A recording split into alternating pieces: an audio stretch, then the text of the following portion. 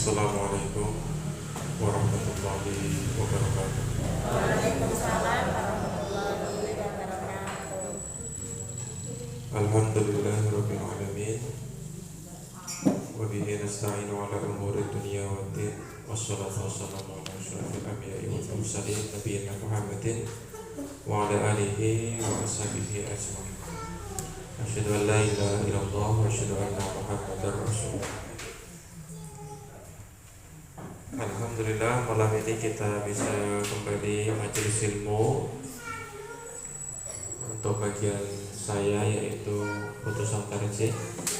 Pertemuan sebelumnya sampai di iman kepada Rasul. Sekarang kita iman kepada hari kiamat, lalu nanti juga qada dan qadar, insyaallah.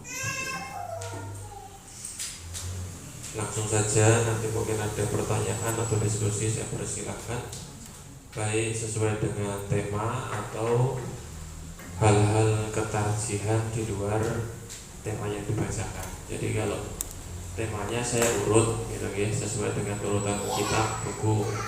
Tapi kalau pertanyaannya memang ada di luar dari urutan, tidak apa-apa. Masalah sholat, puasa dan sebagainya.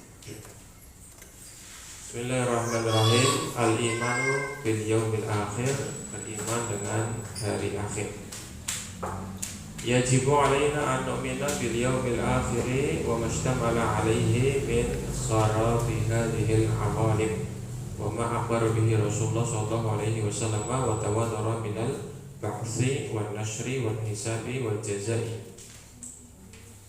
Wajib bagi kita untuk beriman, untuk meyakini tentang adanya hari akhirat. Nah, ini sesuatu yang sebenarnya sulit Bapak Ibu. Meyakini akhirat itu sulit, karena ini perkara yang belum ada saksinya, belum ada kejadiannya. Tidak ada dari kita yang pernah menyaksikan hari kiamat. Yang pernah ditampakkan atau menyaksikan hanya Rasulullah Sallallahu Alaihi Wasallam. Nah, masalahnya juga adalah apakah kita itu senantiasa selalu gugur percaya gitu ya, jadi langsung percaya begitu saja dengan sabda Rasulullah Sallallahu Alaihi Wasallam. Apakah kita selalu langsung percaya? Kan tidak. Seringkali kita itu ada proses untuk mempercayai atau bahkan ada penolakan terhadap sabda-sabda Rasulullah SAW. Contoh sederhana, dalam beberapa adab itu ya, ketika Rasulullah itu menuntunkan atau mengajarkan adab, itu tidak serta-merta kita itu kemudian mengamalkan. Misal dalam hadis disebutkan naha Rasulullah SAW ayyut tanafasa fil ina. Nabi itu melarang untuk bernafas ya, menghirup ataupun menghisap udara dari bejana makanan. Artinya makanan, minuman itu tidak boleh ditiupi. Rasulullah melarang perbuatan itu. Tapi kan tidak serta-merta kita itu langsung tidak pernah meniup gitu. Yang ngombe kopi, ngombe teh, nak panas paling seger ya, didamu terus diseruput gitu kan. Sami ibu-ibu kita dolang putrane napa wayahe kan bubure biasanya didamu. Nah, jadi kita butuh proses. Itu hal yang hanya keseharian. Nah, kiamat ini lebih sulit lagi. Sehingga untuk menanamkan keyakinan ini harus sering-sering kita itu mendengar, menyimak, membicarakan, membaca informasi-informasi, berita-berita seputar hari kiamat. Iman kepada kiamat, iman kepada Allah, iman kepada malaikat, iman kepada surga, iman kepada neraka, itu seperti kepercayaan orang buta terhadap sesuatu.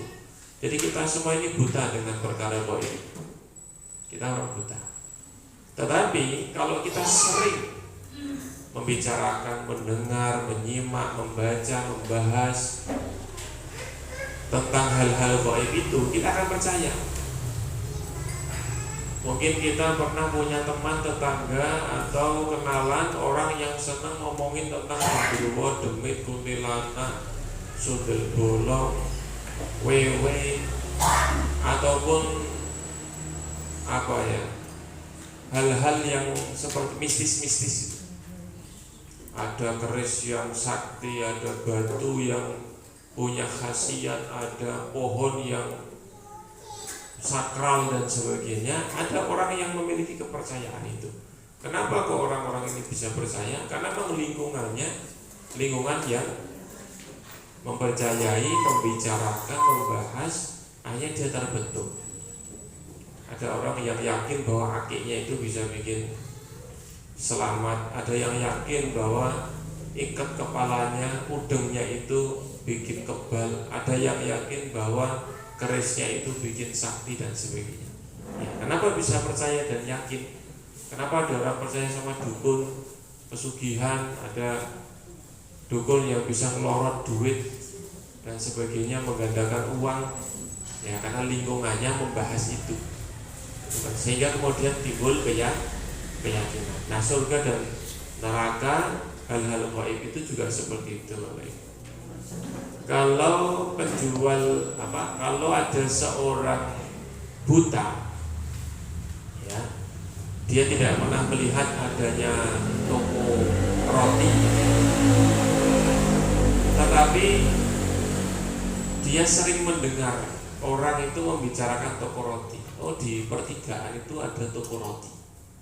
Dia dengar ada orang lewat ngomongin, kalau mau beli roti itu loh di pertigaan saja, rotinya enak, murah. Ada orang lewat lagi ngomongin, kalau mau beli oleh-oleh, beli roti aja di pertigaan, ada toko roti, lumayan. Setiap ada orang lewat, banyak yang membicarakan toko roti di pertigaan. Si buta ini belum pernah melihat toko roti, dia buta, belum pernah beli di toko tersebut, belum pernah mencicipi rotinya. Tetapi karena setiap hari ada orang membicarakan toko roti, di pertigaan ada toko roti, rotinya enak, rotinya murah, kemudian harganya terjangkau, lalu sudah sertifikasi halal MUI, lalu item atau variasinya macam-macam, kemudian sudah biasa dipesani orang-orang sekitar. Itu suatu ketika meskipun dia belum pernah ke toko tersebut, belum pernah lihat, belum pernah beli, ketika mungkin ada yang lewat dan mencari toko, lalu bertanya kepada si buta itu, "Pak, sampean preso mboten toko roti teng mriki putih?" "Oh, jenengan toko teng Pertelon niku enten toko roti, enak teng mriku." Padahal urung tahu. Nah, urung tahu tekan tokone, urung tahu tuku, urung tahu mangan. Tapi bisa dengan meyakinkan toko teng Pertelon niku enak niku, pun terbukti kata sing blonjo teng mriku. Kenapa bisa dengan yakin mantap seperti itu? Karena ya setiap hari dia mendengar orang membicarakan tentang toko roti. Nah, keyakinan kita dengan surga, neraka, hari kiamat, hisab dan sebagainya itu juga seperti orang buta ini. Semakin sering kita itu mendengar ceramah, pengajian atau membicarakan tentang kiamat, kiamat itu menjadi hadir dan nyata dalam kehidupan kita. Tapi kalau kita itu jarang membicarakan surga dan neraka, itu kita akan ragu, ya, bahkan mungkin mengingkari apa ya ada. Mosok ya wong wis mati urip meneh iki piye carane gitu ya. Terus warga sing jare iso nampung menungso saka awal tekan akhir iki yo ora masuk akal. Kemudian kenikmatan-kenikmatannya yang urip ya kayane sing jelas-jelas iso dipercayani ya urip nang donya saiki gitu kan. Nah, maka perlu sering-sering kita membicarakan tentang hal ini. Kita lanjutkan. Satu, kita harus wajib percaya atau meyakini, beriman tentang hari kiamat. Wa mastamala alaihi min kharabi hadhil awalim, dan juga meyakini tentang segala kejadian Ya, segala yang menyertai hari kiamat itu mulai dari satu, hancurnya atau musnahnya alam semesta. Kemudian kita juga meyakini ma akhbara bihi Rasulullah sallallahu alaihi wasallam, apa-apa yang dikabarkan oleh Rasulullah sallallahu alaihi wasallam, wa ma tawatara minal ba'ts, dan apa-apa yang telah mutawatir berkaitan dengan al-ba'si, kebangkitan, bahwa orang yang mati, orang yang sudah dicabut nyawanya di kehidupan dunia itu setelah hari kiamat nanti dihidupkan kembali. Kebangkitan kita dari kematian itu seperti bangun tidur. Kejadian di alam kubur itu seperti mimpi kita di dalam tidur. Itu beberapa ulama menyederhanakan penjelasannya seperti itu. Jadi bangun tidur itu seperti orang dibangkitkan dari kematian. Dan kejadian di dalam kubur itu seperti orang mengalami mimpi. Terasa nyata bagi orang yang mengalami, tetapi seperti tidak ada apa-apa bagi orang lain. Kita yang hidup di dunia ini kalau lewat kuburan, yang namanya kuburan ini ya tenang, gitu ya, tentram. Tidak ada yang namanya suara teriakan, suara kesakitan, bunyi-bunyi penyiksaan, itu tidak ada. Ya wis mati ya anteng meneng. Tetapi kejadian di dalam kubur itu dirasakan oleh penghuni kubur yang tidak kita saksikan. Seperti kalau kita mimpi, misalkan mimpi dioyak-oyak ulo gede banget, wis melayu, mantek kemeringet, bengok-bengok, jaluk tulung, tetapi orang yang duduk di samping kita itu ya lihatnya kita itu tidur nyenyak, pules, menang. Pernah mengalami begitu, Pak? Ya. Mungkin ada yang sampai mengigau, gitu ya. Tetapi kan seringnya ya tidur itu diam, paling-paling ngorok gitu ya. Di dalam tidurnya itu si orang yang tidur mengalami kejadian luar biasa. Tapi bagi yang melihat orang tidur itu di sebelahnya, ya ora apa-apa, kowe ki ming turu gitu ya. Nah, kejadian di kubur itu bagi yang mengalami nyata, tetapi bagi orang yang masih hidup ya tidak ada apa-apa. Maka Rasulullah SAW berdasarkan kabar dari malaikat Jibril itu bisa mengetahui kejadian kubur. Satu ketika Rasulullah itu marra di makbarah ini, beliau itu melewati dua kuburan. Ketika melewati dua kuburan, beliau mengatakan innahuma la yu'adzaban. Ini dua penduduk, dua penghuni kubur ini keduanya sedang disiksa. Wama yu'adzabani fi kabirin, dan keduanya itu bukan disiksa karena urusan yang besar, tetapi urusan yang dianggap remeh atau sepele. Amma ahaduhuma, adapun salah satunya itu karena la yastatiru fil baul, tidak menutup diri ketika kencing. Jadi ketika kencing itu tidak menutup aurat atau tidak berlindung juga dari najisnya, sembarangan kalau kencing. Ini mungkin biasanya laki-laki nggak pakai. Kalau perempuan biasanya lebih hati-hati gitu ya. Nah ini menjadi sebab salah satunya itu disiksa di alam kubur. Belum kiamat loh, di alam kubur. Jadi sebelum kiamat itu kita sudah mengalami kehidupan antara kehidupan dunia dan kehidupan akhirat, yaitu kehidupan alam kubur. Yang mana ternyata alam kubur itu ada kenikmatan, ada juga kesengsaraan.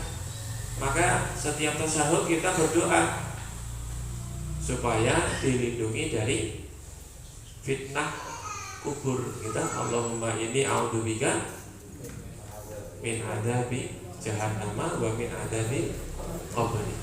Nah, azab kubur kita berlindung karena itu nyata.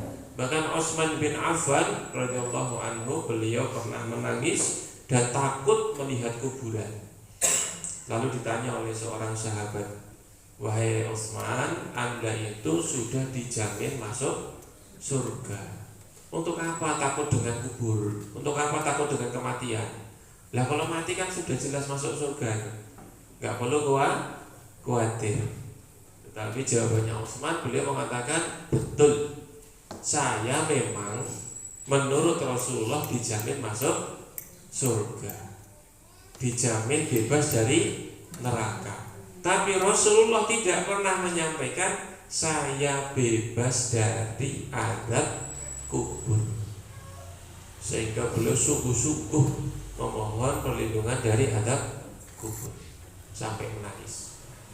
Adapun orang yang kedua di azab kubur tadi adalah orang yang menyebarkan namimah, mengadu domba di antara masyarakat. Nah, kembali ya, jadi kebangkitan wan nasri dan pengumpulan ya di padang mahsyar. Nanti dibangkitkan, kemudian dikumpulkan di padang mahsyar. Wal hisabi dan hisab, penimbangan amal, ditimbang, kitabnya akan dibuka semuanya, kemudian diperiksa satu persatu. Setiap nikmat akan dipertanggungjawabkan. Yauma latus alunna yauma idzin anin naim.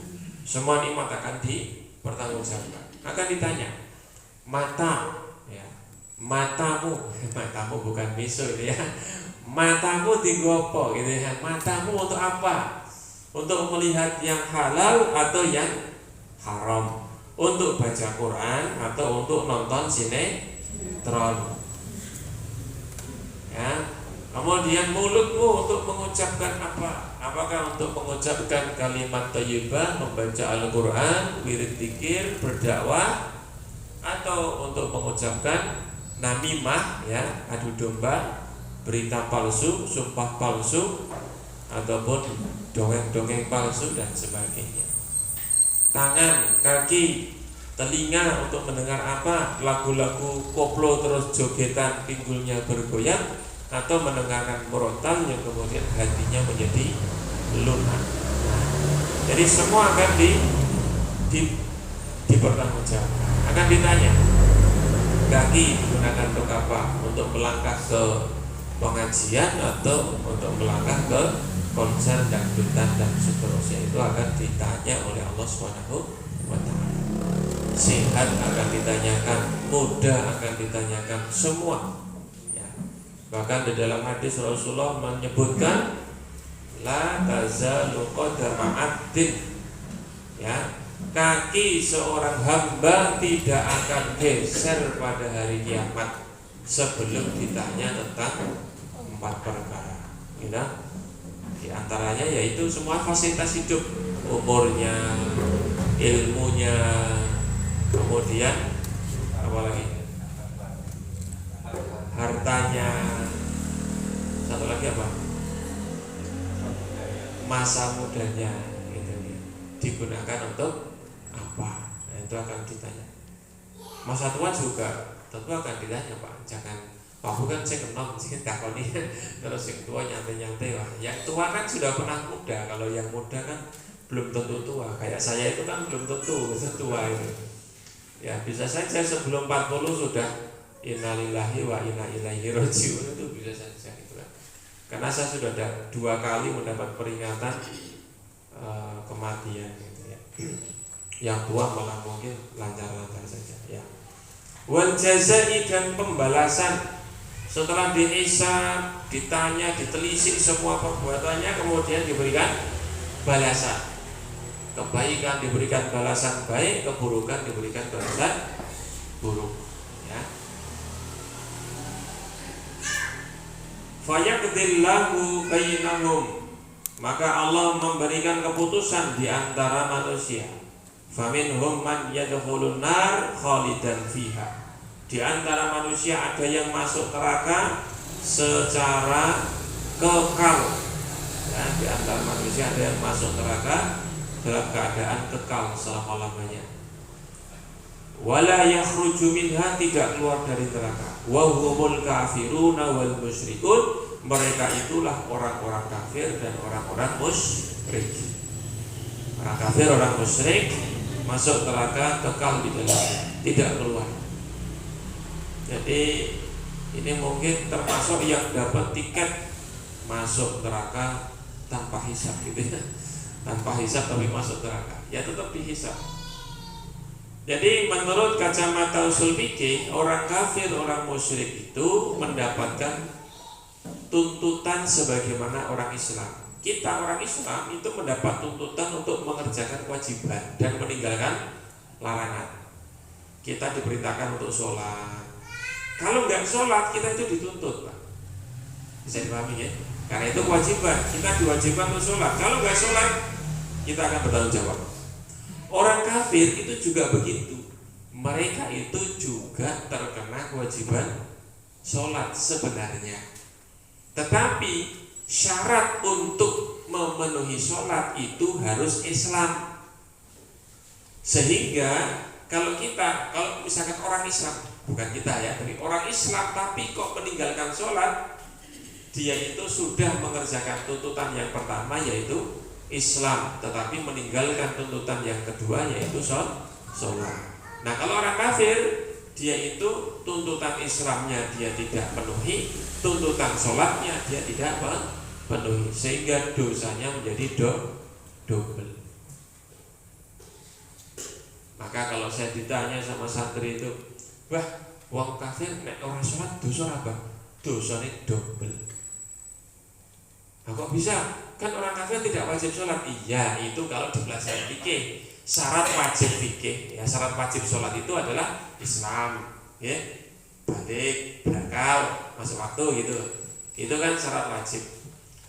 Nah, kalau kacamata usul fikih, orang kafir juga sebenarnya harus Islam dan harus mengerjakan sholat, sehingga dosanya double.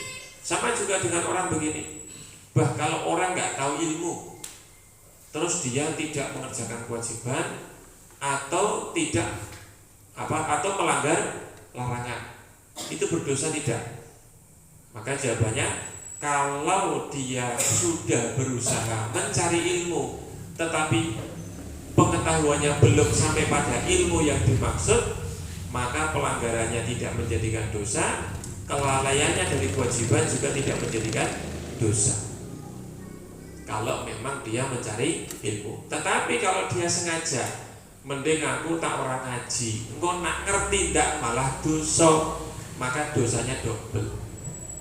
Dosa karena dia tidak mencari ilmu, dan dosa karena meninggalkan kewajiban atau melanggar larangan. Maka yang selamat tetap belajar semampunya. Ya alon-alon gitu ya, mungkin hanya ngaji seminggu sekali 2 kali, ilmunya bertambah secara bertahap. Nah, tentu tidak semua otomatis langsung bisa kita amalkan ya. Jadi kita itu ilmunya sudah banyak tapi amalnya kurang gitu ya. Banyak amalan-amalan yang belum mampu kita kerjakan. Misalkan apa? Haji.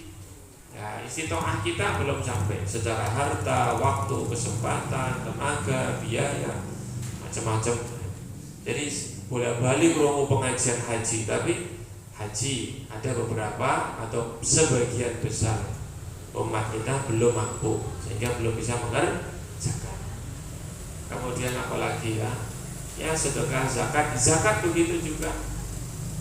Zakat kebanyakan yang sebagian lah, bukan kebanyakan, sebagian orang juga belum mengerjakan karena memang belum sampai pada kemampuan, belum sampai pada kewajiban, belum wajib zakat. Misalkan nisabnya belum mencapai, nah gitu.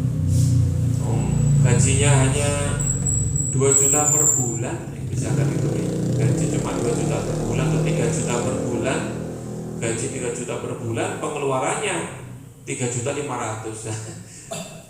Masa diwajibkan zakat itu kan ya kebangetan gitu kan. Zakat itu kan kalau sisa hartanya dikumpulkan dalam waktu setahun terkumpul mencapai nisab gitu kan. Nisabnya zakat itu 85 gram emas. Emas saat ini harganya pinten? 2 juta. Lah berarti kan nisabnya kudu duit celengan 170 juta gitu. mandek setahun gitu kan. Jadi duwe saldo teng tabungan 170 juta itu ngendon gitu kan. Itu mandek selama 1 tahun. Nah, haul kalau sudah setahun maka 170 diambil 2,5% untuk zakat malnya. Lah kalau duitnya cuma gajiannya 3 juta ke ora ditabungan malah duitnya apa? Kreditan gitu kan. Lah berarti nggak ada kewajiban zakat gitu loh. Bahkan mohon maaf, sedekah juga tidak wajib. Maka itu sifatnya sukarela. Maka ya pimpinan Muhammadiyah ampun getuni. Kayak kok nganu iuran pada apa? Lesu gitu ya, misalkan iuran pembangunan apa. Nah, itu bukan menjadi kewajiban ya, jangan digelangi. Ini bukan mendorong semangat gitu ya, tapi memang ada beberapa yang perlu kita maklumi bersama gitu ya. PNS apakah wajib zakat? Kayaknya PNS bukan wajib zakat itu. Nah, secara kewajiban. Nah, gaji plus sertifikasi beda sih sari 7 juta. 7 juta niku nak dikumpulke setahun kan 80 sekawan. Kita 84 kita.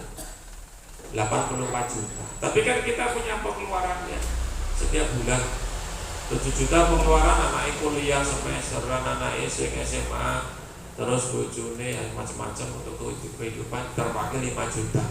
Nyaldo 2 juta saja itu masih belum, kecuali dia sudah punya tabungan di bank atau di mana.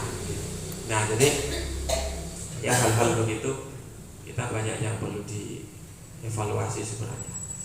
Maka memang petugas Lajis itu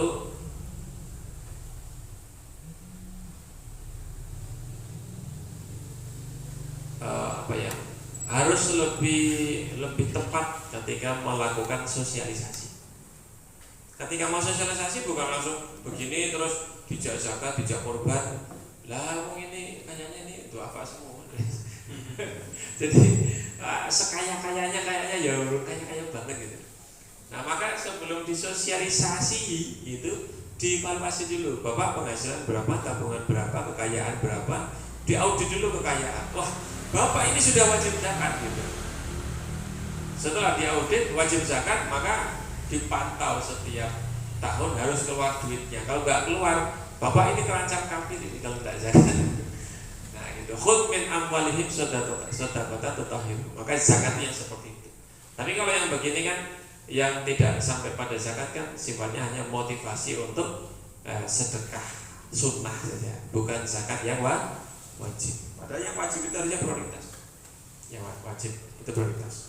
Sehingga saya itu kalau ke Lajismu atau Basnas itu ya masuk itu merasa sebagai mustahik bukan mustahak gitu ya. Merasa sebagai muzaka bukan muzaki. Masuk itu aku ora perlu ketoke duit. Aku kudune mlebu kene iki untuk duit. Karena ya memang belum kena zakat itu karena bukan termasuk al-ghniyah. Nah, kalau yang kaya masuk itu harusnya aku mlebu iki kudu ketoke duit. Nah, seperti itu.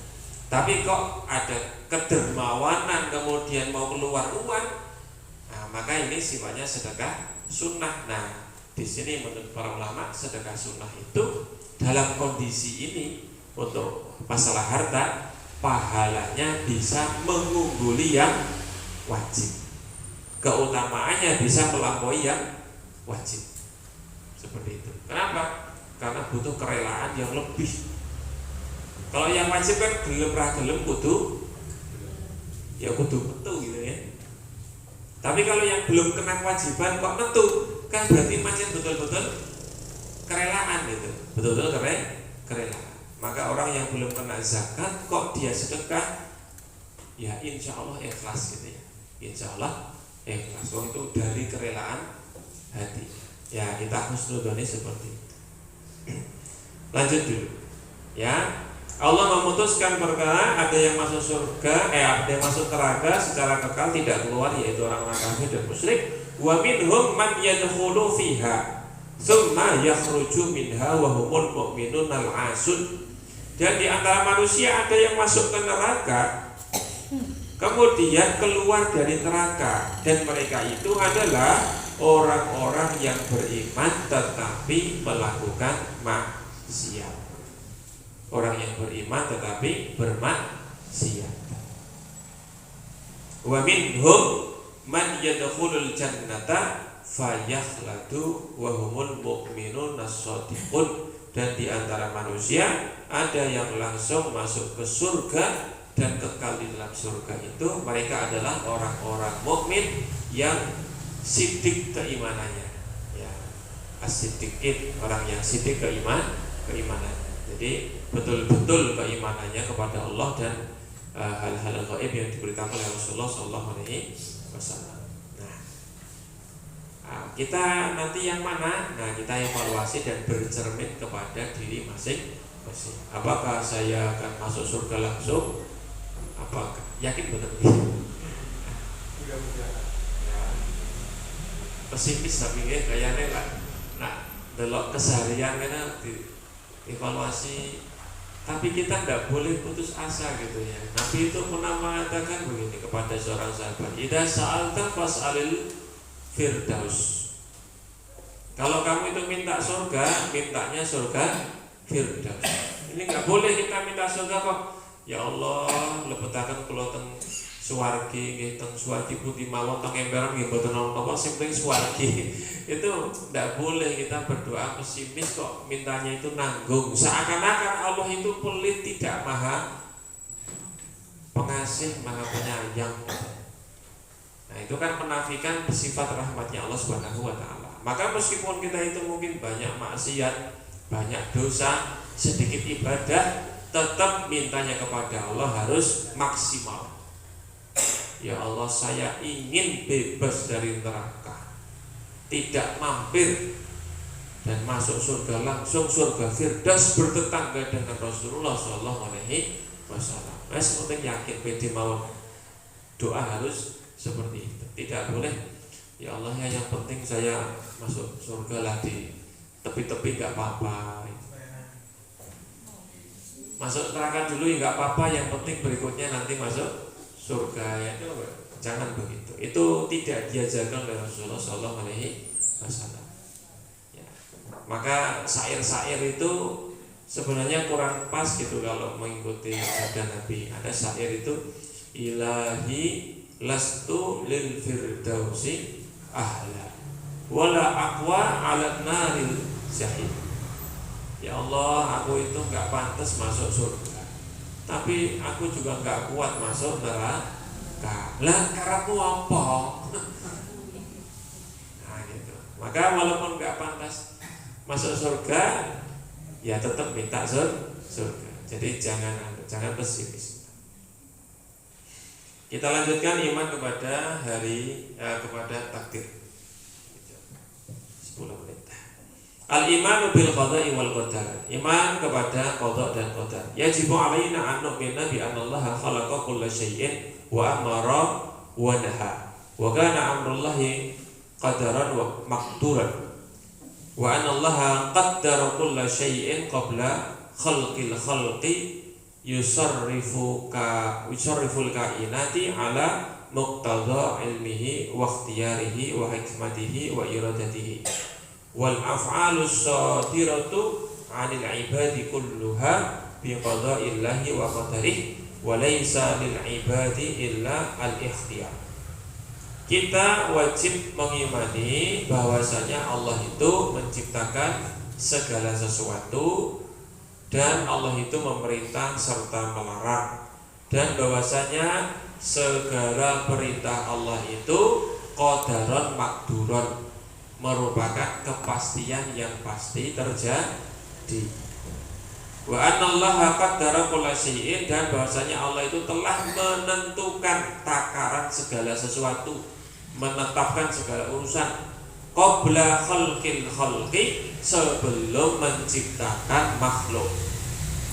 Allah itu sudah membuat undang-undangnya, sudah membuat takdirnya, sudah menetapkan kejadian perkaranya sebelum penciptaan segala makhluk.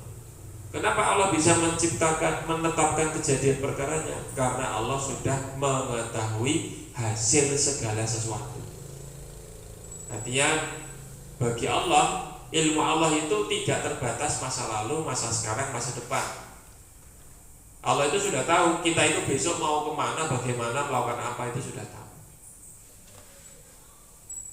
Bukan Allah yang menentukan kemudian hari sesok maksiat. Itu bukan Allah menghendaki hari maksiat, tetapi Allah sudah tahu hari itu besok akan melakukan maksiat. Karena bagi Allah tidak ada ilmu yang tertutupi. Kalau kita kan masa depan nggak tahu kita. Kalau belum kejadian kita nggak tahu. Kalau Allah belum kejadian sudah tahu. Istilahnya nak Mbah kula niku riyen nanti ngendikan winarah sadurunge weruh. Oh ngerti, istilah mriki mungkin ngerti sadurunge winarah. Atau weruh sadurunge winarah, itu ya, weruh sadurunge winarah. Nah, kebalik saya. Jadi sudah ngerti sebelum menyaksikan, sebelum kejadian perkara. Nah, mungkin seperti ramalan atau apa. Tapi bagi Allah bukan ramalan, itu kepastian Allah mengetahui. Yang pengetahuan ilmu Allah itulah kemudian tercatat dalam qada dan qadarnya Allah itu di Lauhul Mahfuz gitu, seperti itu di kitabnya Allah Subhanahu wa taala. Maka bukan kemudian kita dibatasi dengan takdir Allah, tetapi Allah itu sudah tahu. Gitu. Nah, kita diberikan iradah dan ikhtiar. Kita lanjut dulu. Yusarriful kainat, yang mengatur ya segala kejadian alal muqtada ilmihi, berdasarkan kepastian ilmunya, wa ikhtiyarihi, dan pilihannya, wa hikmatihi, dan kebijaksanaannya, wa iradatihi, dan kehendaknya ya. Jadi Allah itu sudah menetapkan atau sudah mengetahui takdir segala urusan, menetapkan maupun menetapkan. Wal af'alu shadiratu 'anil ibad, dan perbuatan ataupun perilaku yang dilakukan oleh hamba kulluha biqadarillah, semua itu atas qada Allah wa qadarihi, dan qadarnya Allah Subhanahu wa taala. Jadi kita melakukan apapun itu tidak lepas dari qada dan qadarnya Allah Subhanahu wa taala. Apa yang terjadi semua atas izin Allah, dan apa yang terjadi sudah diketahui oleh Allah Subhanahu wa taala meskipun belum kejadian. Nah, itu. Walaisa lil ibadi illal ikhtiyar, dan tidak ada kewajiban bagi hamba kecuali berusaha. Maka pandangan tarjih, kita manusia itu hanya dituntut untuk berusaha. Tidak perlu memikirkan ataupun terbebani dengan sesuk nasib gitu ya. Pokoknya usaha gitu aja, usaha. Dalam mencari rezeki ya pokoknya kerja, mencari yang halal. Nah, hasil bagaimana kita serahkan kepada Allah. Dalam pandangan tarjih, kita itu hanya bersandar kepada usaha. Hasil itu sandarnya kepada Allah. Karena hasil itu adalah kewenangan Allah Subhanahu wa taala, maka kita itu tidak punya kewenangan untuk menetapkan hasil.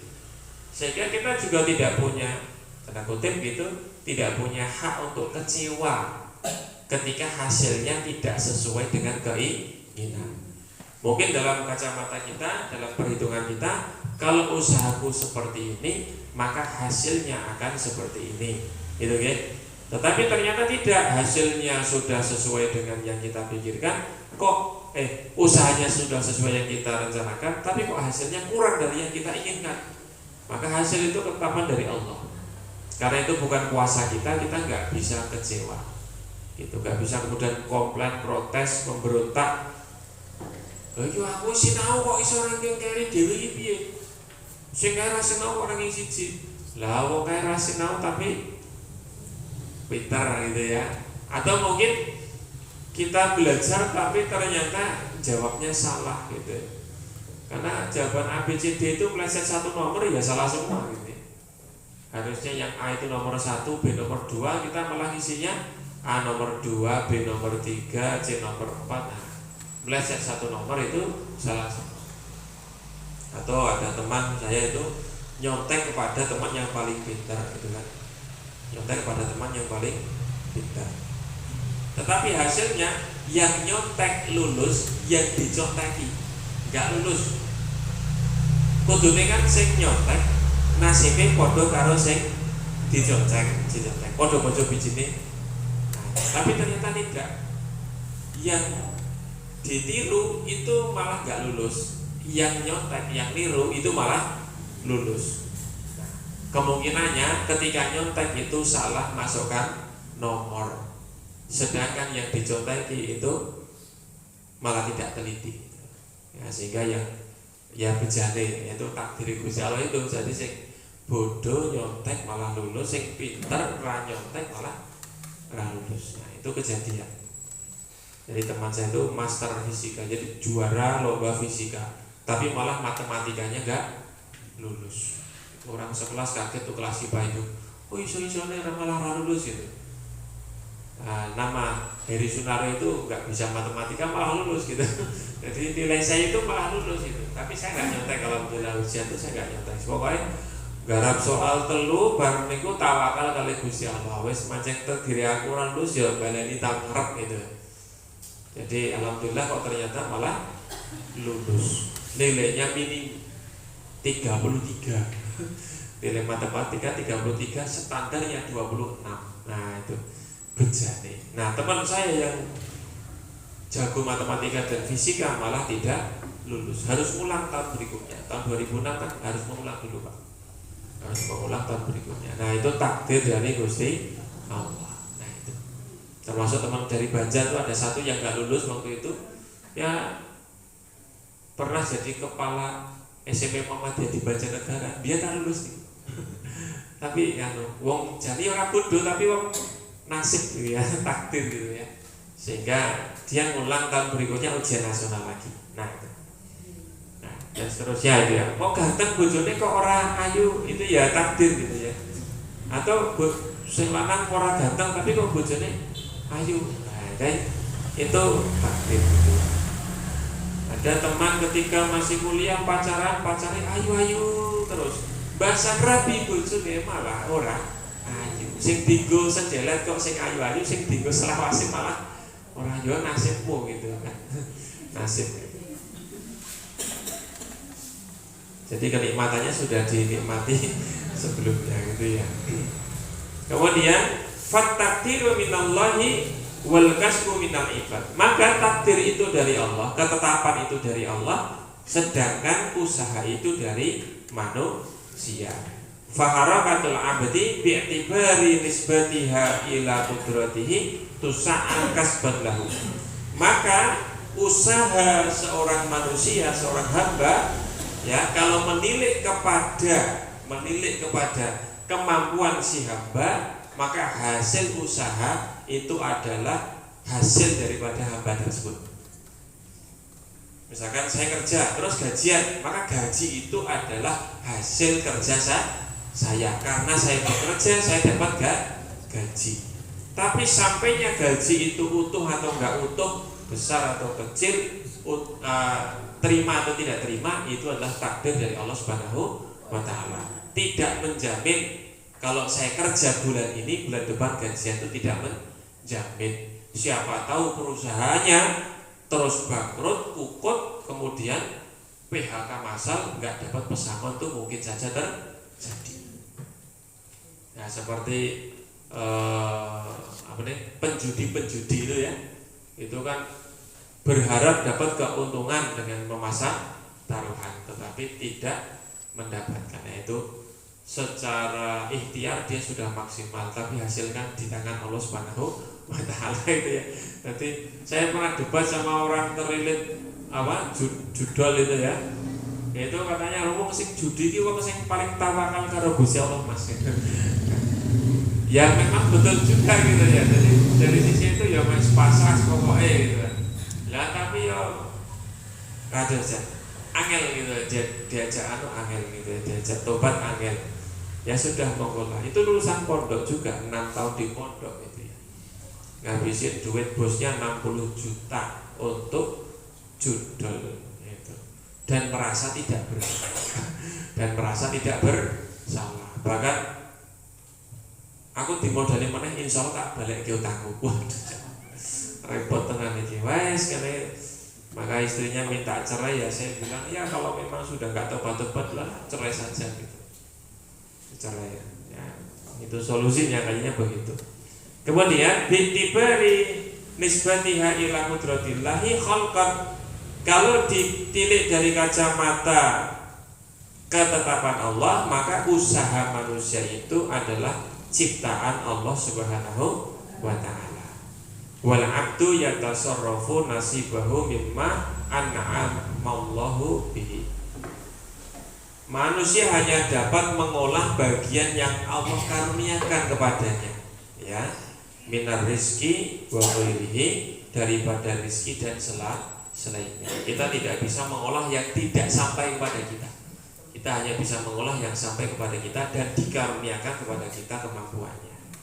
Penutup, ya saya bacakan terjemahnya saja. Inilah pokok-pokok akidah yang benar yang terdapat dalam Al-Quran dan hadis dan dikuatkan oleh pemberitaan yang mutawatir. Maka barang siapa yang yakin akan semua itu dengan keyakinan yang teguh, masuklah dia dalam golongan orang-orang yang berpegang kepada kebenaran dan tuntunan Nabi, serta terbebas dari golongan ahli bid'ah yang sesat. Selanjutnya kita mohon kepada Allah Subhanahu wa taala diberikan keyakinan yang kuat dan keteguhan dalam menjalankan agama Islam. Kita berdoa untuk kita seluruh umat Islam. Sesungguhnya Tuhan yang Maha Pengasih dan Penyayang. Sesungguhnya Tuhanlah yang Maha Pengasih dan Penyayang. Semoga Allah melimpahkan kemurahannya kepada kita. Shalawat dan salam atas baginda Rasulullah Muhammad SAW dan sahabatnya seluruhnya. Nah, ini Kitabul Iman yang ada di dalam himpunan putusan Darji. Insyaallah berikutnya kita masuk ke Kitabut Thaharah. Sampai di sini ada pertanyaan Bapak Ibu, saya persilakan. Sudah jam 9. Kalau tidak ada pertanyaan kita tutup ya. Jadi kalau masalah iman ini kayaknya ngaji di mana-mana jarang ada pertanyaan. Kecuali kalau sudah diulang-ulang beberapa kali sampai nanti mendetail, itu baru nanti ada pertanyaan-pertanyaan. Kenapa? Satu, memang jarang dibahas, sehingga biasanya mau bertanya itu juga bingung mau nanyakan apa gitu. Kalau di kelas biasanya kalau gurunya menjelaskan, murid itu ngobrol sendiri gitu ya. Giliran gurunya itu tanya sama murid itu, ada pertanyaan anak-anak, itu muridnya diam semuanya, gak ada yang tanya. Nah, indikasi murid tidak bertanya itu ada dua. Satu, sama sekali tidak paham dengan pelajarannya, atau yang kedua, memang sudah paham jadi tidak perlu tanya. Nah, itu kalau di kelas itu seperti itu. Nah, di pengajian itu juga seperti itu Bapak Ibu. Ini saya nyindir aja ini. Jadi dalam tema-tema tertentu itu memang kondisinya begitu. Kalau temanya itu masalah sholat, toharoh, kemudian ibadah-ibadah fikih itu, biasanya pertanyaannya banyaknya luar biasa. Nanti kita buktikan kalau sudah masuk kitab toharoh. Biasanya tanya, lah kalau sentuhan laki-laki perempuan itu batal boten toh Mas? Nah, terus megang kemaluan batal boten. Nah, mam niku batal boten le wudu dan seterusnya. Itu pertanyaan banyak sekali. Karena memang itu kejadian yang banyak kita alami dalam keseharian, dan itu bagus. Artinya kita berarti mengetahui ilmunya, hanya mengklarifikasi kepada ustadz yang ditanyakan gitu kan. Nah, kalau dalam masalah akidah ini kan jarang ditanya, jarang dibahas, kita juga jarang memikirkan, jarang merenungi, sehingga kayaknya orang perlu takon nih, wis ngono kuwi gitu. Jadi yakin apa enggak yakin gitu ya, pokoknya ya menurut Islam rukun iman ada 6 gitu aja kan gitu. Nah, apakah kemudian kalau sudah didetailkan, insya Allah nanti ada pertanyaan. Misalkan ada kajian nanti temanya khusus tentang hari kiamat, terus kita bahas kronologis hari kiamat, dimulai dengan apa? Kematian. Hadis Al-Bara bin Azib, orang mati perjalanannya seperti ini. Satu, akan didatangi oleh malaikat, duduk di hadapannya, kemudian dicabut nyawanya. Kalau orang iman dicabut dengan halus lembut, kalau orang kafir dicabut dengan kasar. sehingga tersiksa seperti kain basah yang dicabut dari besi yang panas, dicerabut begitu saja. Setelah terjabut, orang yang beriman akan dimasukkan dalam kafan yang wangi, lalu dibawa naik ke langit menghadap Allah Subhanahu wa Ta'ala. Setiap melewati pintu langit, maka malaikat akan bertanya, siapa ini orang yang baunya harum seperti kesturi ini? Oh, ini hamba yang ahli ibadah yang begini-begini disebutkan, sampai menghadap Allah Subhanahu wa Ta'ala. Kemudian Allah mengatakan, kembalikan dia ke bumi, karena aku telah menetapkan dia diciptakan dari bumi dan kembali ke bumi dan akan dibangkitkan dari bumi. Ini kalau orang mukmin. Kalau orang kafir, dicerabut dengan paksa, masukkan ke dalam kafan yang baunya seperti bangkai paling busuk di dunia. Ketika mau dibawa ke langit ke menghadap Allah, di langit pertama sudah ditolak, lalu kemudian dilemparkan secara kasar ke dalam bumi langsung, bless, masuk bumi. Nanti kemudian datang dua malaikat, Mungkar dan Nakir. Kemudian nanti ditanyai dengan 3 pertanyaan, man rabbuka, man dinuka, man nabiyuka. Bisa jawab, lulus, dihamparkan jalan menuju surga. Enggak bisa jawab atau banyak dosa, enggak lulus, akhirnya apa? Dihamparkan jalan menuju ke neraka. Jadi bisa menjawab pertanyaan Mungkar Nakir itu bukan dari ilmu, tapi dari amal. Orang yang amalnya soleh bisa jawab, orang yang amalnya tidak soleh nggak bisa jawab, karena gelagapan. Wah, biar dia tahu kerumunan lali berarti. Saat ngomong apa kayak Mas Eri kan? Nah, karena itu gelagapan gitu. Raiso jawab. Soalnya orang kulino ibadah dari gelagapan. Nah, akhirnya kemudian dihamparkan pintu neraka. Menunggu sampai kiamat seperti itu. Setelah kiamat dibangkitkan, muncul dalam keadaan telanjang, tidak berkhitan. Kemudian orang bingung, gundah gulana. Kemudian dikumpulkan, digiring dalam satu padang mahsyar. Lalu kerja sampai dengan hisab, sampai dengan jembatan sirat, sampai dengan nanti dibuka pintu surga, lalu masuk ke dalam surga, nikmat apa saja. Itu kalau di situ mulai ada pertanyaan. Ibu-ibu tanya, lah suami itu dapat pasangan 70 bidadari, istrinya ngapain? Gitu. Itu ada yang pernah tanya begitu. Ada juga bapak-bapak yang tanya, lah kalau saya itu dapat jatah 70 bidadari, itu leng gilir pripun masan? Kalau nggih mboten ngertos Pak, kalau nggih dereng nate gilir. Jadi ya kalau surga ya untuk hiburan saja kita gitu. Tapi kalau neraka lah itu tidak boleh untuk bercandaan gitu ya. Kalau surga kan bercanda-bercanda, waktu besok di surga itu isinya bercanda. Mudah-mudahan ya untuk guyonan nggak apa-apa gitu ya. Tapi kalau neraka kita memang nggak bisa bercanda, nggak bisa untuk guyonan. Walaupun ya keimanan kita tipis, sehingga masih banyak hal-hal begitu itu kita tidak tersentuh gitu ya. Misalkan ada seorang ulama, beliau menikah dengan seorang gadis cantik, dinikahkan dengan seorang gadis cantik. Ini contoh ya, bagaimana ulama dulu itu sangat dekat kehidupannya dengan akhirat.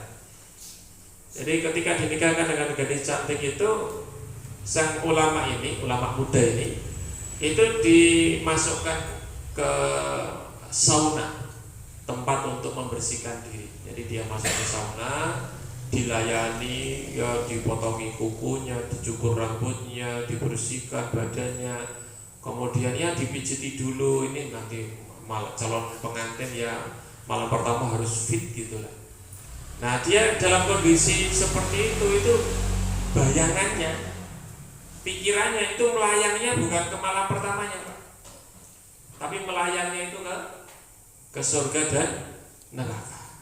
Masya Allah, saya itu belum jadi nganten, baru calon nganten, diladeni di kon maca, di wewangian dan sebagainya, di kasih makanan yang enak-enak. Ini baru calon nganten. Seperti apa kalau di surga?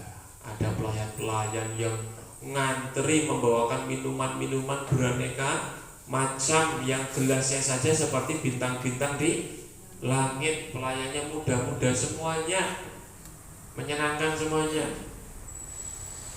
Nah itu bagaimana itu ya, buah-buahnya semuanya segar, kemudian rendah, mudah dipetik, nggak perlu manjat-manjat, nggak ada uletnya, nggak ada nyamuk di situ, nggak ada yang busuk, semuanya seger. Sungainya bersih, orang budak kaya teng Banjar. Nah, itu.